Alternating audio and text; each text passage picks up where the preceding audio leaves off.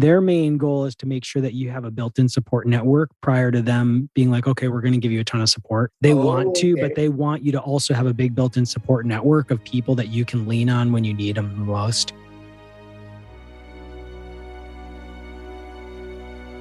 Hello, and welcome to the Rise Again podcast. My name is Dr. Peter Risenen, and I'm your host here at the Rise Again podcast. Now, we're on to season 2, and the thing about season 2 that's going to differentiate it from season 1 are the things that I've gone through in my life since we were doing season 1. We have recently fostered and adopted a newborn. I killed my first bull elk with my bow and arrow last fall, and I've gotten into fly fishing, as well as am now the medical director of a men's health and testosterone replacement business. This has all been majorly life-changing for me, and I'm super excited to share some of the journey with you guys through the Rise Again podcast. So I hope you guys get something out of this. If you guys love it, please rate it and review it, share it with your friends. Let's get this stuff out there. We're going to share some amazing guests, and I hope you guys really enjoy season 2 of the Rise Again podcast.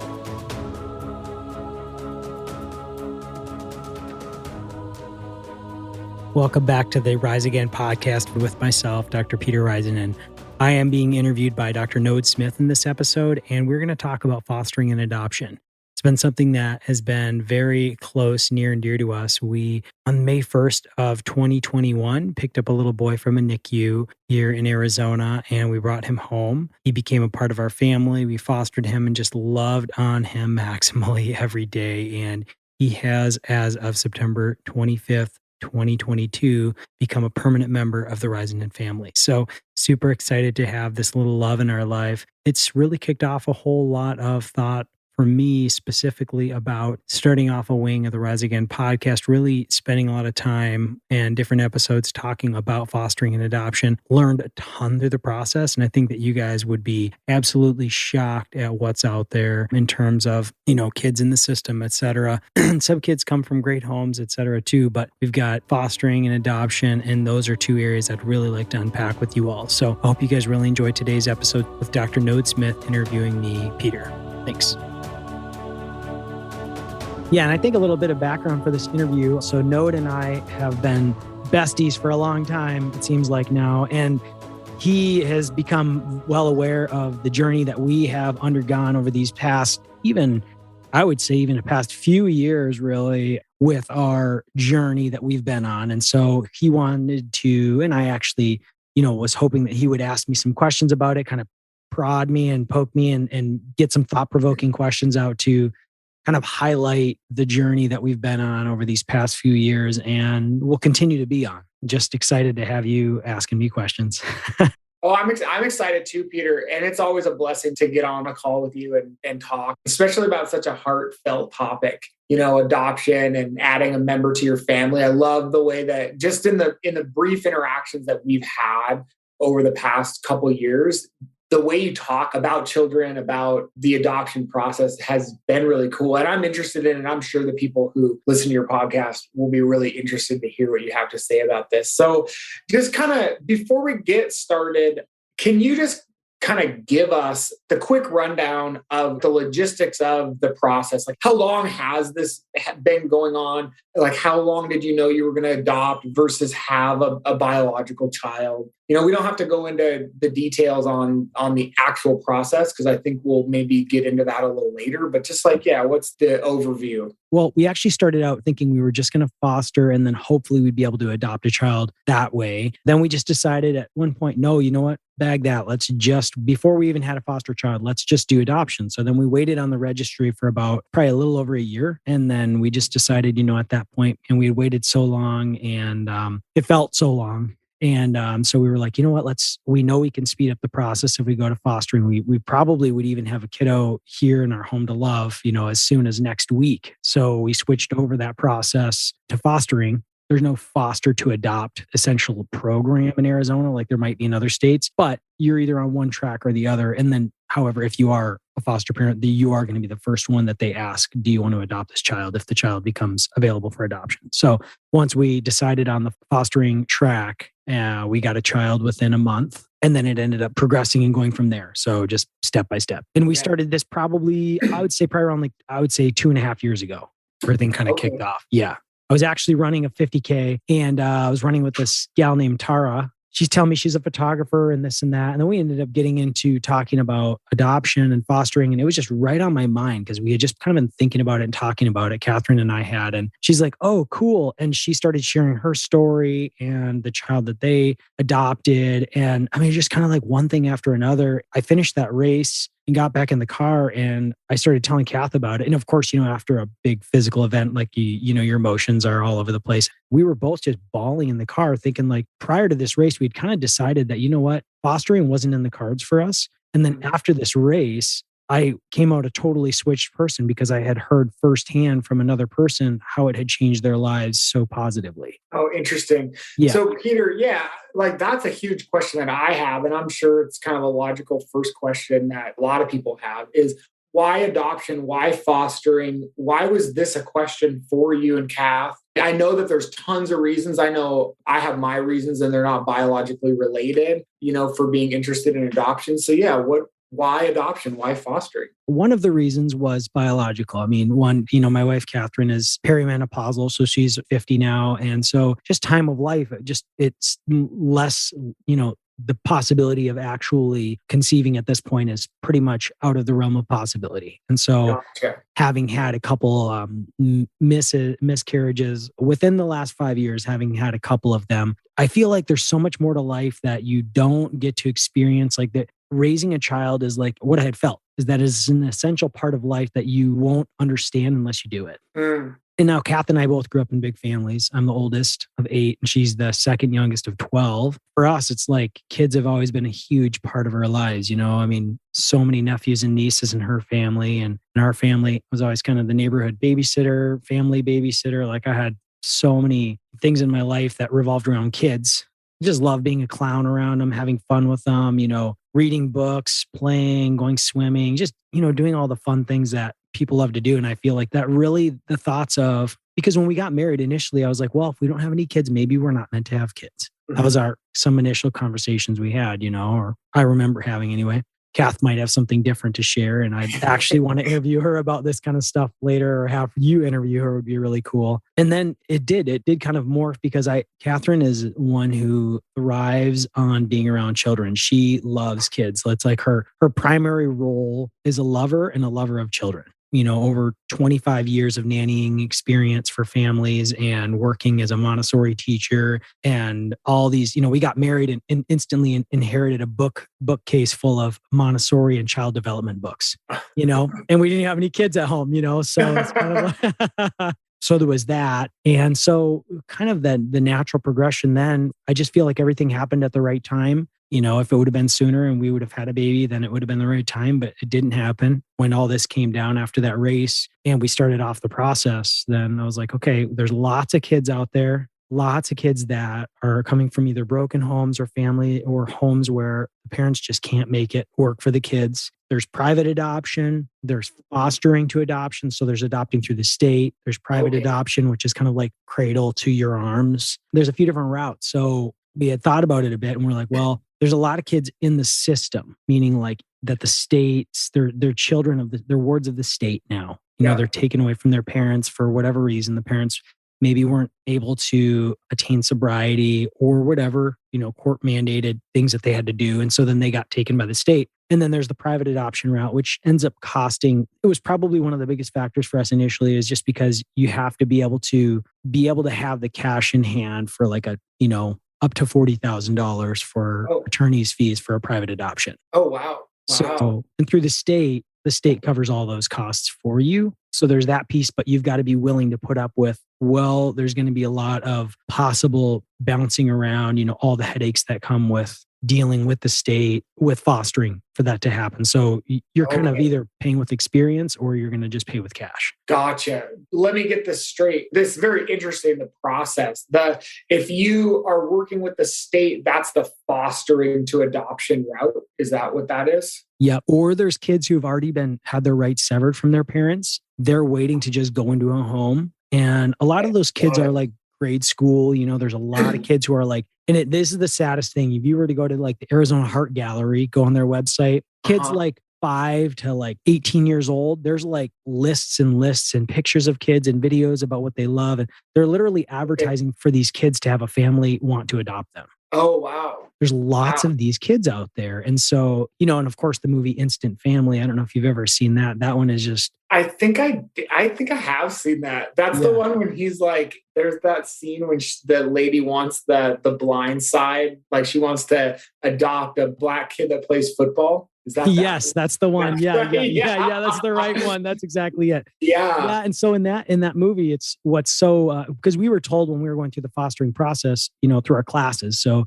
we're taking classes and one of the teachers said, how many of you guys have watched Instant Family? And for those of us who didn't raise our hand, she's like, it's like a must watch because it's so, I don't know, I guess you could say it's so similar to what the process is really like. Oh, okay. Interesting. Yeah. And so people go in with these preconceived notions of like, oh, we want to adopt a child like that mom in there who's a single mom. She wanted to adopt a black D1 football player so that he could get a football scholarship. You know what I mean? So she could become famous or whatever. That's a really extreme example, but people come in with this idea of like, oh, we want to get a little girl and we want to name her Lily, and we want to, And so one of the first days of like your classes, so there's 8 weeks of fostering classes and you go once a week in an evening for like 4 hours and they teach you about like everything from A to Z, like how does Department of Child Safety work? Like what is the fostering process like? And actually classes like what are disciplinary methods that you can use and like what are, they talk about these different research things and how to actually take care of children a little bit differently. And you know what I mean? Just what to expect. One of them was like, okay, so everyone like draw your ideal child up on the wall, kind of like they do in that video. Yeah. And so everyone's drawing their ideal little child up on the wall and they're like, okay, that's not going to be your kid. Okay. That's not going to be your kid. Like, let's crush your dreams right now as far as like, and set the right expectation. Like it's not going to be what you think it is. Gotcha. Yeah. And so anyways, I felt like expectations were being set pretty early on for us. Like, okay. Yeah. Did that shape your decision to like adopt an infant rather than an older child who was already, let's say, in school? I think really early on, I mean, one of the reasons we chose to foster an infant was that we had heard if you want to adopt a child, and our thoughts were, okay, so with attachment and bonding and all these things that you want a child to have in place and proper childhood development is dependent on those things, attachment and bonding. And so we're like, well, the only way we're going to get a child between 0 and 2 is if we foster them. And then if the rights are severed to the parents, that we would be able to adopt them. Gotcha. So we just kind of out of the gate, we're like, we're going to need to foster. If we do the adoption route, at one point, when we were on the adoption registry, we're like, oh, we're like 170th or something like that. Wow. And so far down the list, it's like you'd be waiting for years and you probably still, you might be waiting for 10 years and maybe you would get a call. Oh, wow. Okay. So we're like, well, let's do fostering. And sure enough, within like the first, I don't know if it was within the first month or something like that. My timing's out. My wife might be like, honey, you always say it's within a month or 2 months, but it seemed fast. It seemed fast. Yeah, it did. We got things ready. My wife stopped the jobs that she had and she was already a home mom before she had a kiddo. And then we got the call and she was ready to be the stay-at-home mom that she'd always wanted to be. So okay, that's so cool. And I'm familiar with some of this process because when we were living in Portland, I was getting all set up to foster. What do they call it? It's like emergency foster care. I knew we weren't at all able to foster long-term, but a lot of kids need, like 24-hour holds, or they get picked up because their parents were in jail or were like drunk and couldn't, pick them up from daycare or whatever. And so they find a foster home for, 48 hours, 24 hours, overnight kind of thing. Yeah, those classes are pretty intense. Yeah, they were pretty, yes. It's for real. It's like, here you go. Like this is crash course in all of the intense things that you don't ever want to have happen as a parent. And like in the foster system, it's like, that's what you're going to see. Exactly. I mean, they pretty much set you up, with expectations that if you get a child that's a little older, at least, that there's going to have been probably and I don't have the stats, but the chances are there's going to have been some abuse. Yeah. Almost every child enters the system with substance exposure. Yeah. That's just kind of a general expectation that's there just because of their years of experience with all that. And yeah, I mean, the worst of what could happen is likely to happen, as far as acting out behaviors, et cetera. So you do kind of set yourself up for like, okay, do we have it in our hearts to be able to deal with that? And yeah, we just got handed a bundle of joy, right in the hospital. So for us, it was a different scenario than adopting a child that was 2 years old or 3 years old, from a home that was broken. Yeah. But it hasn't been all like sunshines and roses and perfect health either, because little baby Onyx had some health issues coming into the world and early on that he's pretty stabilized now, right? As I understand, he's healthy. Yeah. What were those kind of initial months when you were transitioning into caring for him? What were those like? He came to us he was on oxygen and they were treating him presumptively for pneumonia. They didn't know what he exactly had, but he had oxygen requirement in the hospital. He was in the NICU and we actually got him on week 2. So we were able to go pick him up from the hospital, brought him home on oxygen, had an oxygen, a condenser here at home that was making oxygen for him. He was plugged in, he had tubing. He was only on what they call essentially what we would call a whisper of oxygen, like a 1/4 of a liter, 1/8 of a liter, but it was required. I mean, if you took him off that, he dropped below 90. So So it was just a small quantity. And like the pulmonologist said, it seems like it's such a small amount, but still that's a lot more than a baby should get. Gotcha. Yeah. So, and eventually he just grew out of that actually. And which was interesting. So we thought maybe it was just lungs growing bigger and healthier and able to accommodate room air. So who knows? Yeah. Was this a factor of his mother being like a drug addict or anything like that? Yeah. So without getting into too many specifics, mom, there was substance exposure, and as much as we really do appreciate and care for the mother in this whole situation, we still consider her a big blessing in our lives. Through her, we were able to have this beautiful child that we have now. But yeah, there was some substance exposure in the womb. However it happened, it ended up being transferred onto him. So yes. Yeah. And I know that that's pretty common in these types of adoption situations where you're adopting an infant from a mother, because that's just such a common reason why a mother would give up her child or be forced to give up her child so early on. Yeah, I had a couple friends growing up in high school, kind of older, that ran the Bible study group that I was a part of, who adopted some kids. I think they had 2 that both had fetal alcohol syndrome. And it's rough. It's like a lot of crying, a lot of, those kind of, they're like night terror type symptoms where the kids are just screaming and can't fall asleep. But it sounds like Onyx is not having any of those types of problems. Seriously, biggest blessing. He came to us really, other than the oxygen, everything's been absolutely, I would say, normal with him.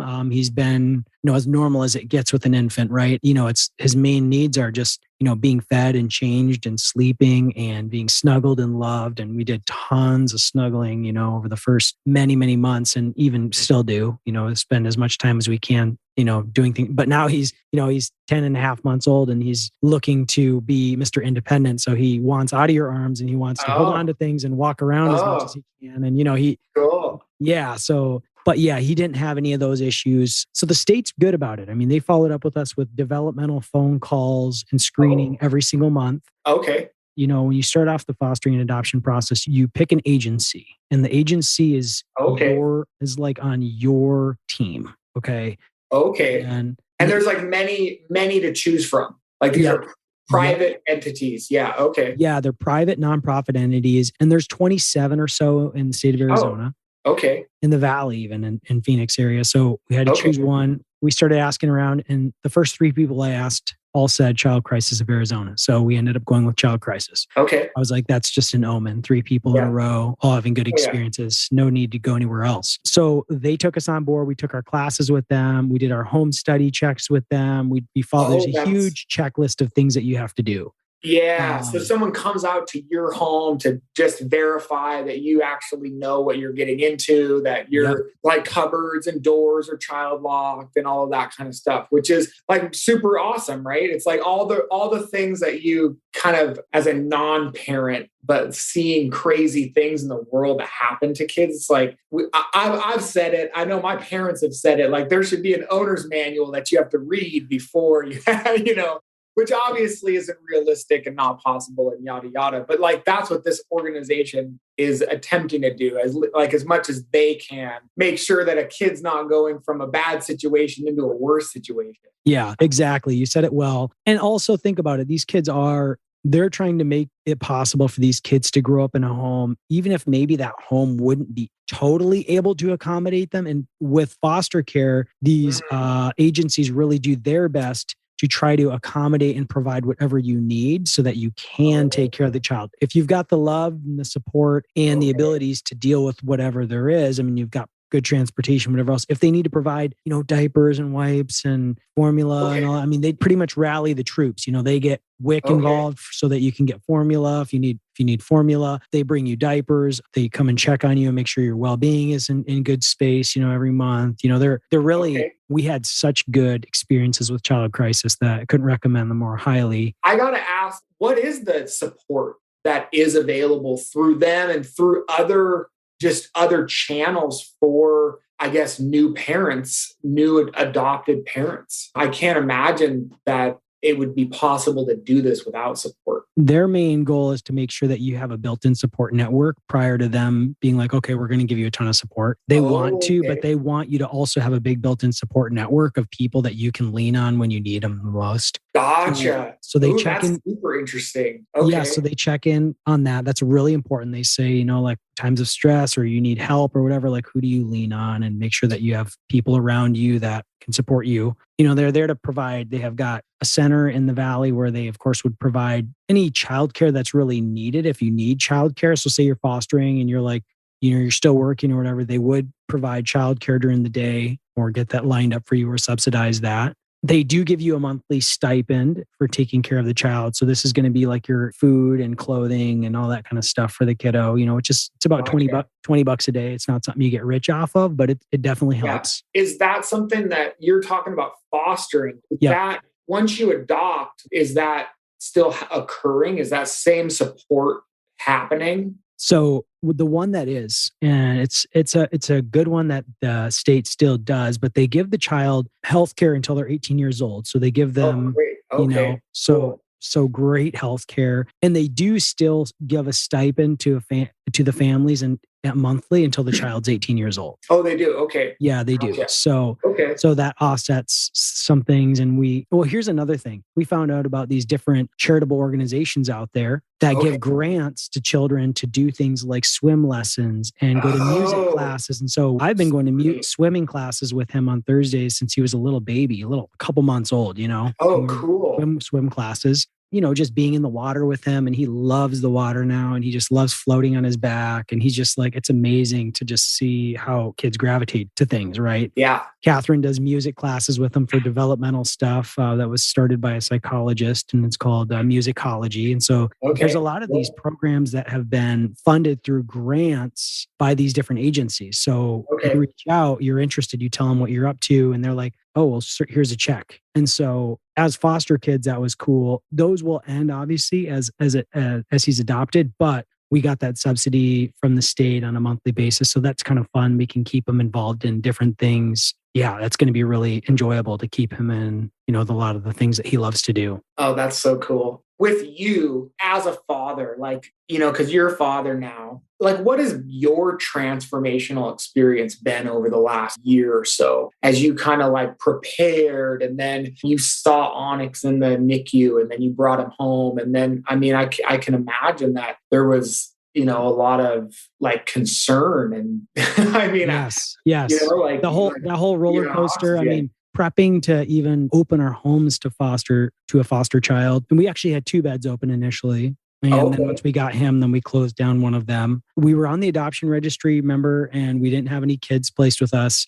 That whole process for me of thinking about switching over to the fostering role. I was getting some counseling at the time, just Mm. familial, just personal stuff, right? Things that I was working through one of my sessions, I was just kind of stressed out. And I told my counselor, you know what, I don't think that we're up for doing this right now, the fostering thing. And came home and went on a long walk with Kath. And I think I cried quite a bit and she cried quite a bit. And it's like, well, I don't want to do it if you're not ready, because we've both got to be on board 100%. I said, well, let's not pull the trigger on anything just yet or make any hasty decisions. This is just my immediate reactions. And you know that I'm a very emotional person too. So I wear my emotions on my sleeves. Let me just process this over the weekend. Mm-hmm.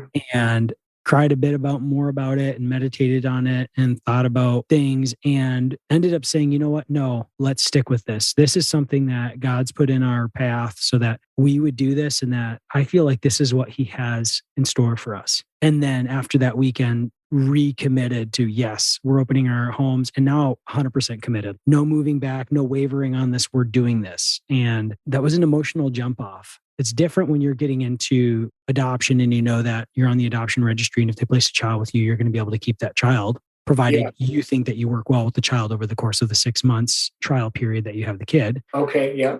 But this fostering piece is so different because you're going to be placed with this child's going to be placed with you, and it's all about the kid.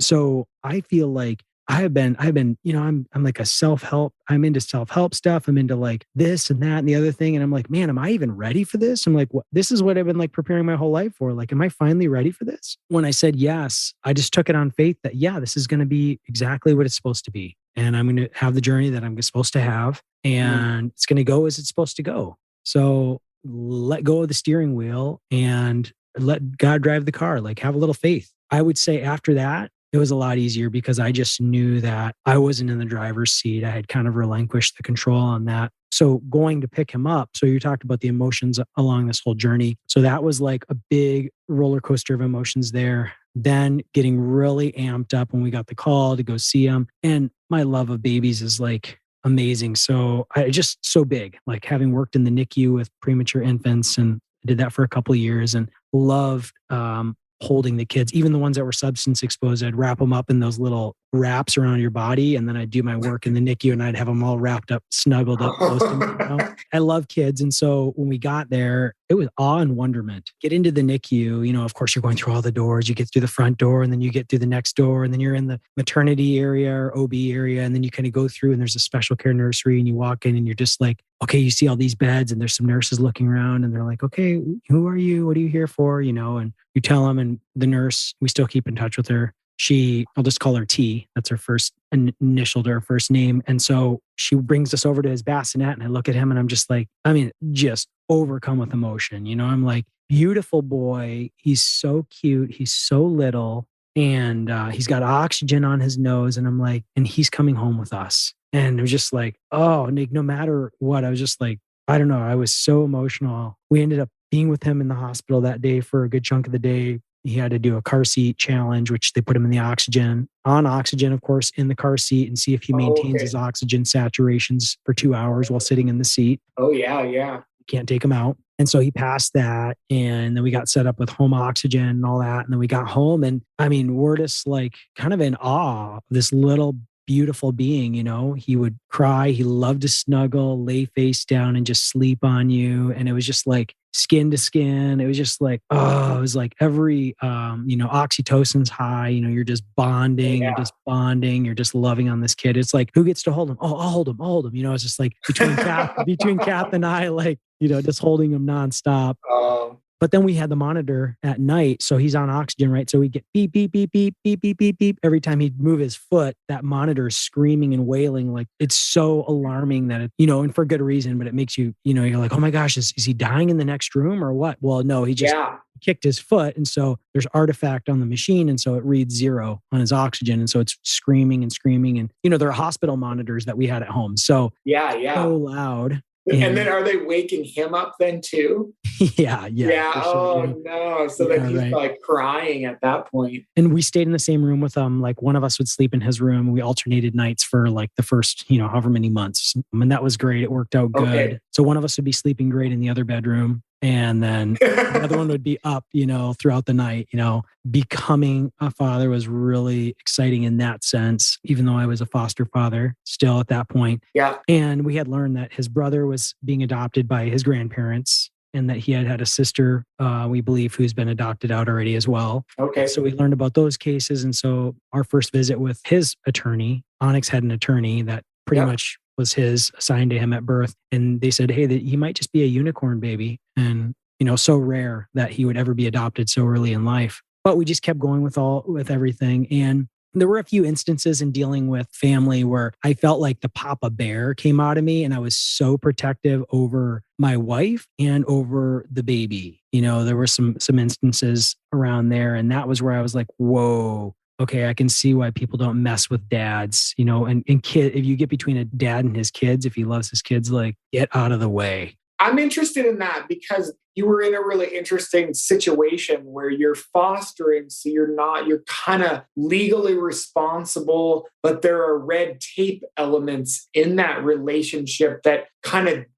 don't allow you to have 100% autonomy. How did you handle that? I mean, I know you as a man, and I can imagine scenarios that must have been incredibly frustrating, especially as a naturopathic doctor, having slightly different views on what would be the healthiest, right? Healthiest for Onyx versus like kind of a conventional path, that might have been mandatory because the state was involved. Like, how did you navigate that? Well, the state gives you, like our pediatrician, we chose him because I knew him and he was like a previous friend from my working at the hospital. We still went with we probably won't be vaccinating him anymore. It's a personal choice. It's not something that we learned in ND school or as naturopaths or anything like that. But it's just like, I don't believe that from my perspective that I want to do that. And my wife is the same on that. And at the same time, it's like, it should be our freedom. And our pediatrician even told us that. I mean, he's like, their signs in their offices are like, we go with the full schedule of vaccines, don't ask any questions, blah, blah, blah kind of thing. But he even said early on in one of our first visits, he was like, so do you guys want to give him these are the vaccines that we would give him today. Do you guys want to go ahead with these? While you have him as a foster, if he's not going to stay with you and he hasn't gotten any vaccines, that they always asked us about, has he up to date on all his vaccines? Is he up to date on this and that pediatric visits? And so it was more mandatory, obviously, for us. And I didn't see it as an option, even when he asked me if it was an option, because I knew that if we didn't do it, probably wouldn't end up staying with us just because we could be looked down on as maybe negligent per state standards, which is super unfortunate. So we went through with those, and that was one thing. The other thing is like, he's a great pediatrician, but yet they have different kind of an agenda for, not even an agenda, but a way of methodology and algorithmic approach to treating kids. And so didn't ask a whole lot of questions other than like, is everything okay? Is he doing fine? Is he developing this way? And so it wasn't much of a holistic approach or asking good questions or, a lot of that stuff that I would have probably, if we're going to be going to a naturopathic pediatrician. So it's going to be a different approach, right? That's where that is on that. As far as the state, they do give a ton of autonomy to us and to like how we want to do things. So the thing about the state is that the state does give us the discretion to kind of do things as we would like to, even with like a vacation. A vacation was like, you can go, we found like, oh, well, you need to ask the judge if you go on a vacation and it's out of state. And we even asked, like, what does that look like? And so then our caseworker told us, oh, like if it's over 30 days, then you for sure need to get judge approval. And we're like, oh, 30 days. Like that's a super long vacation. It didn't really apply to us. But anyway, there was a lot of different things where I felt like we were given a lot of discretion as foster parents. The state, it's not in their best interest to like intrude unless things are going wrong. So they give you a lot of autonomy. And that was a pretty cool thing to be able to experience being a foster parent and a parent, just without a manual, obviously, but kind of knowing what expectations you had, which is to raise this child, to love for them, care for them best you could. And then, kind of go along with the process, one court meeting. And then, every month we had pretty much a court date. So court dates being set monthly, is pretty much like a check-in. Okay. We had to state our names, listen in on things, maybe give a few sentences of what was going on. And the call was over, and it was all virtual, because this during this COVID time and whatnot. So with all this, they do give a ton of autonomy, and there's no like random home checks. I think people expect like the state's going to do like random home inspections. They have to do one random inspection a year, and they kind of give you a heads up as to like when it might be. So it's not like totally random, but your guns are double and triple locked and ammo stored in another spot. And like, I mean, everything is like as inoperable as it possibly could be, even my bow. So everything's just put away, locked up. Chemicals need to be locked, everything like that. So they do their home inspections, and the home inspections are great. We always look, our home visits. We really look forward to those. So yeah, it's interesting you're saying all this, and I'm thinking like how common it is for houses to be by those standards generally unsafe. It's not intentional. It's just that a lot of times I think no one even knows that, like chemicals, for instance. I think, like we work with patients and clients all the time about environmental hazards and whatnot, right? And like, I don't know how many times you've had a patient that just doesn't even understand the hazards to their health that this common household chemicals have. And then, you add an infant or, toddler into the mix. It's like, yeah, those things probably should be locked up, but who's locking them up, right? Like who's actually doing it? Locking them up, really? Right. Yeah. And I think that was good stuff. Kath and I going through the process, we realized that there was parents would benefit by going through the courses that we went through, and by having a home inspection just to see like what they nail people on, or it's not even like an excoriation. They don't like, bad on you for this. They just like come through and they're like, well, we're just going to need to come through next week. So here's where you essentially failed the home inspection. And it's okay. We'll just come do it again next week. So just fix this one or two things or whatever, and then we'll come do it next week. Well, and then you'll be complete. We can move on, because it's in their best interest to help you complete it. Oh yeah, absolutely. Because it's like a learning process for you. Yeah, right. Because you're a brand new parent. You've been living your entire life not worrying about these things. What are some things that you missed on the home inspection? Yeah, it's kind of. I love these funny. This is like a good question actually. My bow was not locked. So my bow, and if any of you guys know like a compound bow, mine was set at 70 pounds. So like 70 pounds, like I could barely pull it back. Like I hadn't shot my bow since I killed my bull last September. And like I went and got a new sight put on it and everything. And I'm like, yeah, I should start shooting my bow. Like I want to get out to like 100 yards with my bow. I could have barely even pull back 70 pounds. Like it is so difficult, and you have to be so muscularly developed in these certain areas. And so they're like, oh yeah, your bow needs to be locked up and your arrows need to be locked up separately too. And I'm like, these arrows don't have heads on them. Like there's nothing on them. Like they're not even a weapon. It's like a stick. Like, do we need to lock up the butter knives? Kind of.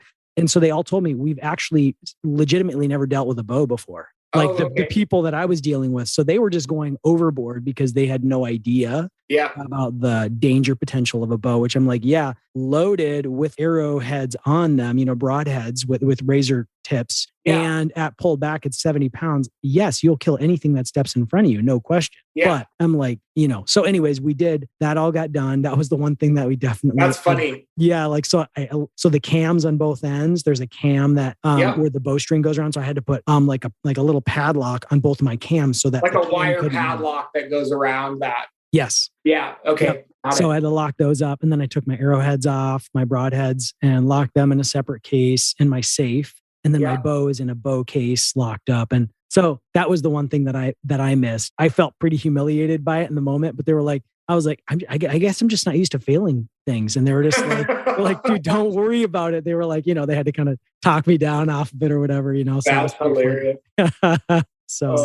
So you had mentioned, and you've told me a little bit about it, about how you're in contact with the grandparents, Onyx's grandparents. I can imagine that being a really special scenario, especially for Onyx, like actually being adopted by mom and dad, but then not missing out on his grandparents, which I can imagine most adopted children probably don't have that experience. It is special. It's special for us, and it's special for him. I mean, the first week we had him, we were able to meet with them at a restaurant and get to know he's got a full blood brother that's only he's maybe 13 or 14 months older than Onyx is. Okay. And so bright red hair, light skin, blue eyes, like the whole thing. It's just, it's impressive, right? It's just uncanny how similar they look. And so it was fun to meet them. And we've just kept a relationship there. And I think it's best for his health for him to get to know his to stay,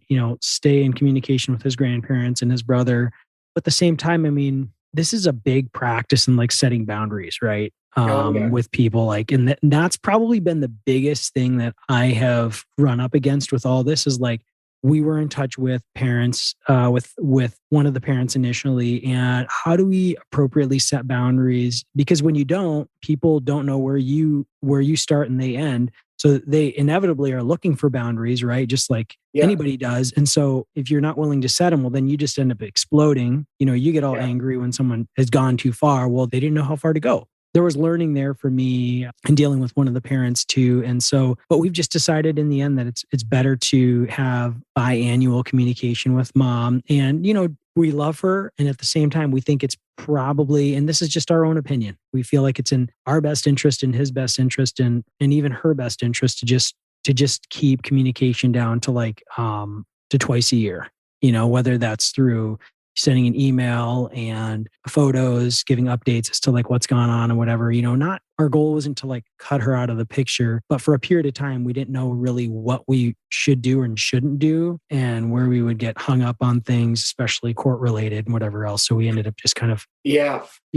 better. It was better that we didn't dig ourselves deeper into a hole and we just stopped digging, so that's kind of what we did for a bit there. So yeah, that was probably one of the harder pieces, but with the grandparents, it's been wonderful. I mean, paternal grandparents, they're adopting his brother, or his full blood brother, and they have his half brother, they're adopting as well. So they've been going through these processes for a bit of time and they're finally just sealing the deal on those, getting the stamp of approval on all that. I think their court hearings in like a month, final one. Adoption one. But yeah, it's been good to be in touch with them and meet up with them and get to know their family too. Like kind of keep them in, we're a part of their extended family and they're a part of ours, so it's really cool. It's neat to have that bond. Yeah, that is really cool. Like that is really neat. We kind of agreed early out of the gate, right out of the gate that it's best for kids to know that they're adopted, to not keep it from them and to let them know that, their parents just weren't able to care for them or whatever it was. They love you very much.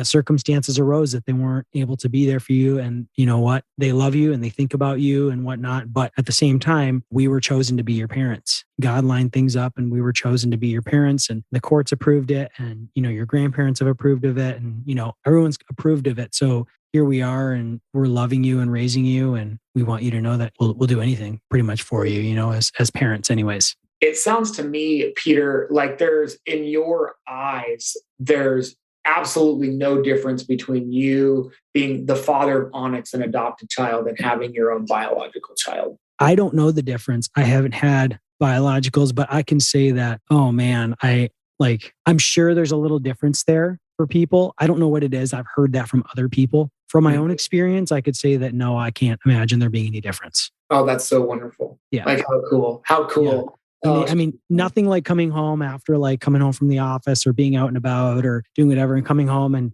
hearing Kath go, "Oh, who's home?" The key turns in the lock and I open the door and I just see him just grinning at me from across the room. And he just comes full tilt crawl, like as fast as he can across the room because he wants to be picked up. He stands up by my leg and he grabs and he he wants to be picked up. And, and then he lays his head on yours and he just he wants to snuggle. And it's just like, oh, it's priceless. Oh man, that's so cool. That's so beautiful. Beautiful. It is beautiful. It really is. Like, what would your biggest pieces of advice? And maybe you have like one or two or more, but for people who are having this conversation, or maybe they have had this conversation and they're just starting this process, what would you say to them? I mean, if they've already thought about it, the main piece is to go talk to an agency in your area and to let them know, like, hey, we want to take the classes. See, there's no commitment when you take the classes to being a foster parent. You're just getting your license, right? Okay. And so the license to foster children is it's a big deal. And at any point during the process, you can say, you know what, we're not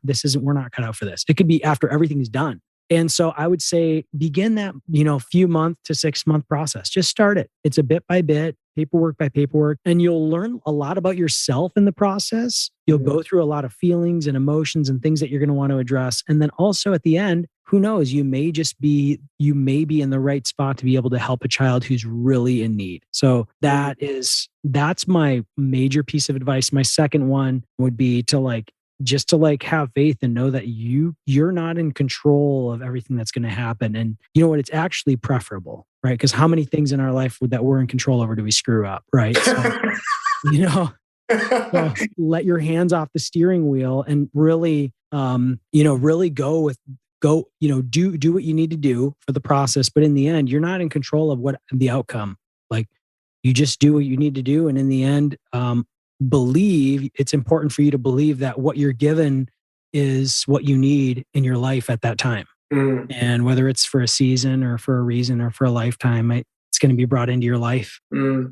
Oh, beautiful. Wonderful. When I think about you and Katherine being parents, I just have to smile and my heart opens up because I know how loving and caring and, I don't know, capable, responsible, like perfect the two of you are to raise a child. I can't wait to meet Onyx for sure. I can't wait to see and yes, know what he does with his life and how he grows up. It's just really exciting. And knowing you and knowing Katherine, it's just super cool, man.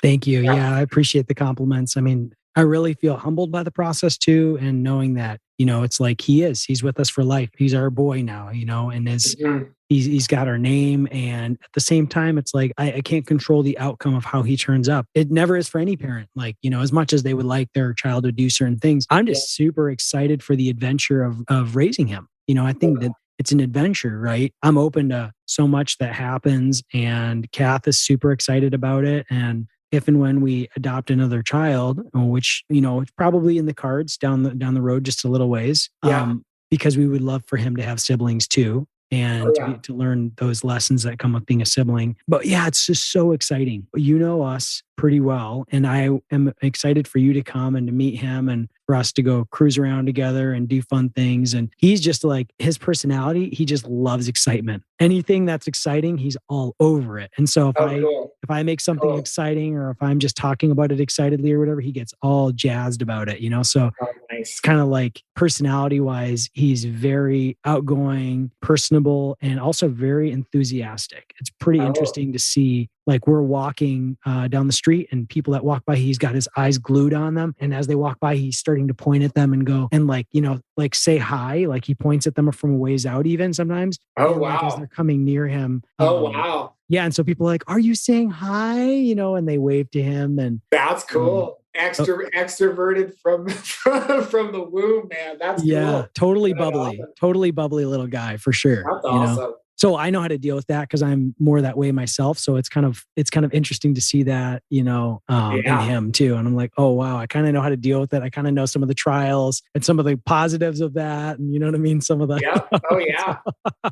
Excellent. Right. So, just excited about everything moving forward. And this whole process, we just sealed the deal on Friday and, adopted officially, name change, the whole 9 yards on that. And yeah, we're just looking forward. I mean, we've got an annual zoo pass. We've got an aquarium pass. We go hiking. We go hiking. He's still doing swimming lessons and music class. And, and we're not afraid to cancel music class for a day or swimming lessons if things aren't whatever. But it's fun to throw him in the hiking backpack and just head out for the mountains and go hiking and stuff too. And he always falls asleep in the pack, but he loves it for a while. Cool. So anyway, can't wait for you guys to get out here and for you guys to experience the little guy too. Oh, heck yeah, man. Yeah, absolutely. Thank you for the interview today, Node. Hey, Peter, thank you for giving life and love and support and yourself to the world, man. Like you're making the world a better place, and it's awesome. It's inspiring. Thank you. Yeah, it's just what I feel like I have to do. So I'm just called to doing it.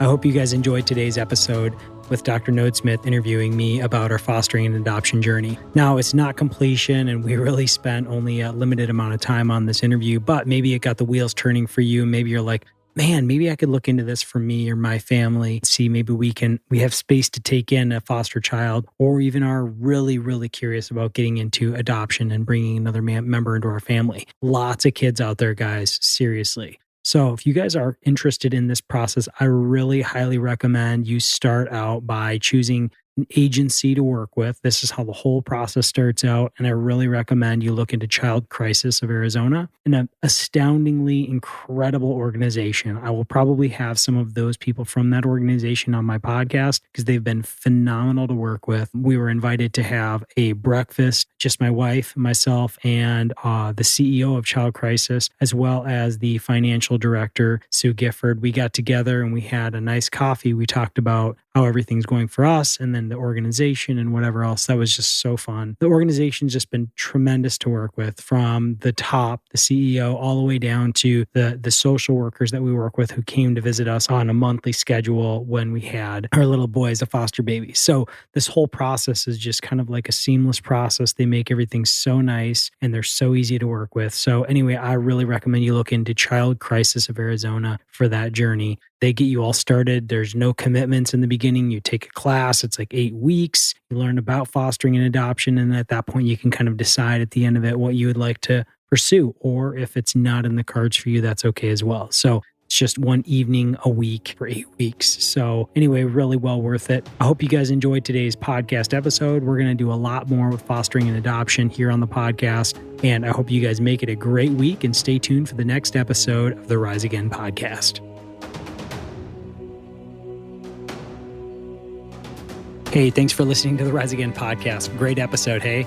You know what? I really love interviewing people and I love getting people on who have things to share with the world. So if you have a really cool guest that you'd like to get on the podcast, email me and I will do my best to get them on the show.